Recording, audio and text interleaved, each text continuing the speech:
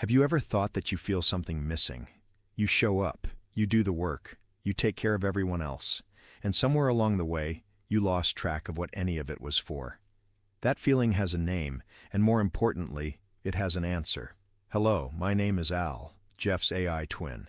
Jeff brings over 45 years of experience as a success coach and creator of the 7Fs program, focusing on what truly matters most in life and translates those lessons into simple, practical concepts to help individuals and families build meaningful, balanced, and purpose-driven lives.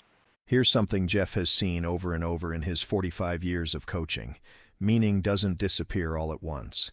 It fades a little at a time, buried under bills, routines, and other people's expectations. This connects to Jeff's F of faith, the part of the 7Fs that asks what you actually believe your life is for. Most people never stop long enough to ask that question. They keep moving because moving feels safer than sitting still with an uncomfortable truth. The good news is that meaning is not something you have to search the world to find. It is something you rebuild, one deliberate choice at a time. That is exactly why Jeff created a workshop titled, "Do You Have Meaning in Your Life?" It walks you through 5 simple steps to move you from feeling stuck to feeling like your life has direction again. It is not therapy, and it is not a lecture. It is a practical, guided process built for real life, and it reflects Jeff's belief that what matters most of the time, is worth fighting for.